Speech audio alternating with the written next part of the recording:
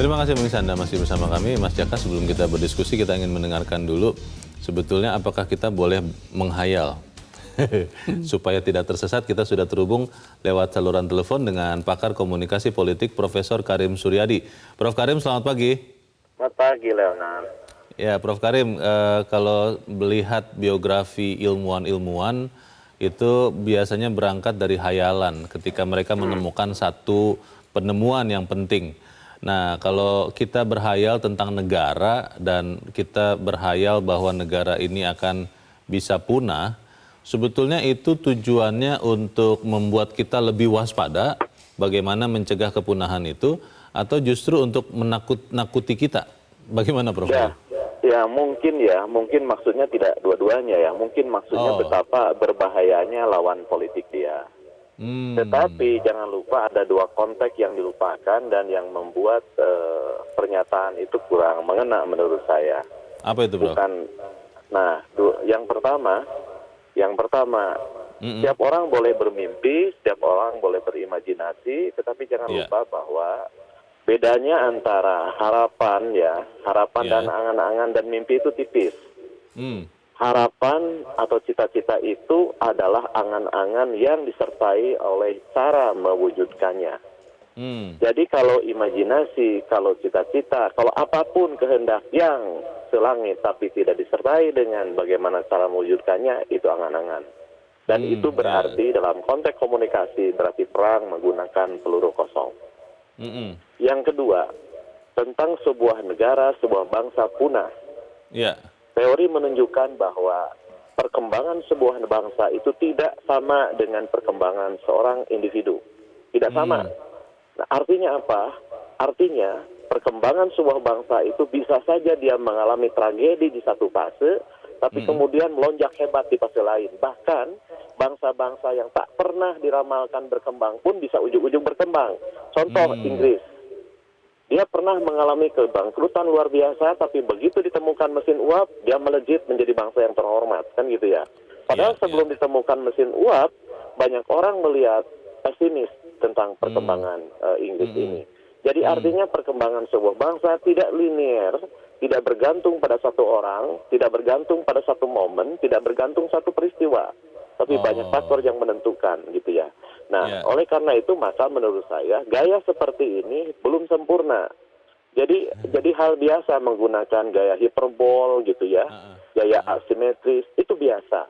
Yang tidak biasa ketika digunakan gaya itu tidak disertai dengan pelengkap yang menyertakan betapa logisnya pernyataan asimetris itu.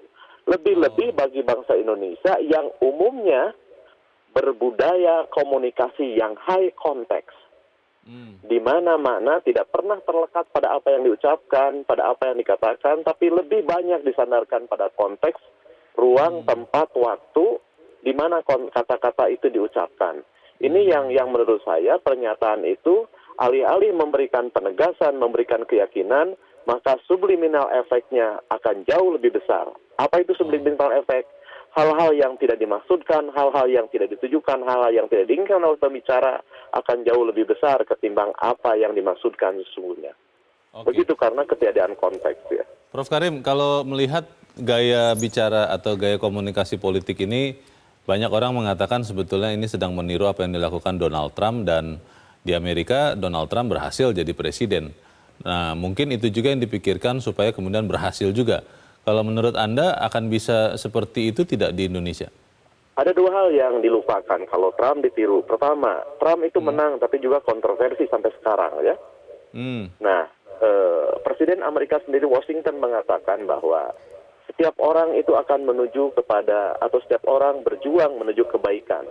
Tetapi menyendiri atau memisahkan dari koloni yang berbuat jahat itu jauh lebih baik. Artinya apa? Artinya tidak semua peristiwa politik atau tokoh politik itu bisa ditiru. Itu yang pertama. Yang kedua, masyarakat Amerika, budaya komunikasi masyarakat Amerika sekali lagi beda dengan Indonesia. Amerika itu budaya komunikasinya cenderung long konteks. Mereka akan mengatakan sesuatu yang dimaksudkan gitu. Sedangkan Indonesia banyak ewuh pakewuh gitu ya, mengatakan sesuatu yang tidak dimaksudkan. Jadi menurut saya seseorang hanya boleh meminjam teknik, ya, Seorang hanya boleh meminjam teknik, meminjam cara, tapi jangan pernah mengidentikan cara ini dengan substansi gitu. Jadi kalau misalnya cara yang dipinjamnya cara kontroversial, boleh-boleh saja selama ia tidak kehilangan maknanya yang ditunjang oleh tidak. Yang pertama, kontroversial itu harus tetap mengandung korespondensi, artinya apa yang dikatakan itu korespon berdasar pada fakta yang mendukungnya. Yang kedua, kalaupun terpaksa menggunakan kontroversinya, tetap dia harus koheren, harus mengandung prinsip koherensi. Artinya, sebuah pernyataan kontroversial itu akan dinilai benar apabila dia konsisten dengan pernyataan sebelumnya. Pertanyaannya sekarang, apa yang melatari pernyataan itu bahwa akan lenyap jika ini. Jadi tanpa korespondensi, tanpa koherensi, pernyataan apapun tidak akan dipercaya sebagai sebuah kebenaran. Baik, itu terima kasih. Ya. Terima kasih Prof. Karim Suryadi untuk kuliah pagi-pagi ini. Terima kasih ya Prof. Selamat pagi. Terima kasih, mudah-mudahan kita tetap cerdas di tengah kekalutan yang ada ya. Amin, terima kasih. Mas Jaka, tadi sudah dijelaskan dengan jelas oleh Prof. Karim. Kalau kemudian masih ada juga ucapan-ucapan seperti ini, bad news is good news, itu mungkin pola lama jurnalistik begitu. Itu bagaimana Mas Jaka? Ya tentu saja kita pertama menyesalkan ya. Artinya kan kampanye ini kan sudah lebih dari 2 bulan. Sejak awal kita berharap kampanye sebenarnya adu gagasan, adu visi, adu program dan adu kualitas. Tetapi sampai sekarang lagi-lagi ada capres yang justru suka melontarkan ide-ide yang kontroversi dan sensasi kan. Betul bahwa seperti kalau Prabowo Sandi kalah, Indonesia akan punah. Itu mungkin bagian dari strategi mereka untuk meyakinkan pendukungnya, untuk memotivasi pendukungnya. Itu sah-sah saja. Tetapi yang tidak bisa kita terima secara kebangsaan, ya kenapa sih mesti mengeluarkan narasi-narasi yang justru menebarkan pesimisme, justru menyebarkan ketakutan. Kalau dibilang kalau umpamanya salah satu pasangan calon kalah Indonesia punah, itu kan sama saja yang bisa memimpin Indonesia itu hanya mereka. Sebenarnya calon lain tidak bisa. Itu kan sebenarnya sudah dalam tanda kutip bisa dikatakan sebuah kesombongan mungkin kan. Dan itu yang di ini ke masyarakat, dan masyarakat kalau kita terus kita cekokin seperti itu, kita khawatir masyarakat juga akan lama-lama akan terpengaruh juga. Ketika seseorang terpengaruh dengan hal-hal yang buruk, yang kita khawatirkan nanti hasil pemilu itu juga pemimpin-pemimpin yang kurang bagus. Kalau tadi disebutkan apakah Prabowo ini meniru gaya Trump? Emang selama ini Trump menerapkan strategi-strategi seperti itu, menebarkan kebohongan, menebarkan ketakutan, menyebarkan pesimisme, dan ironisnya itu betul-betul berhasil di Amerika.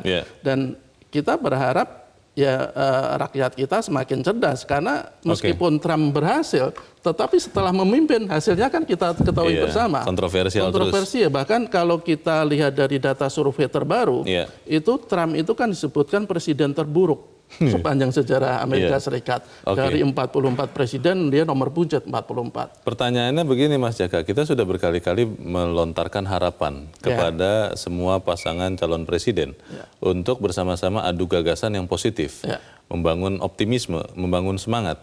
Tapi sekarang kan kita tidak melihat itu. Pertanyaannya apa sebetulnya yang diharapkan oleh kedua pasangan calon ini? Apakah memang yang penting adalah kemenangan semata, tidak peduli dampaknya, atau seperti apa? Kita bahas selepas jeda. Pemirsa tetap bersama kami. Editorial Media Indonesia segera kembali.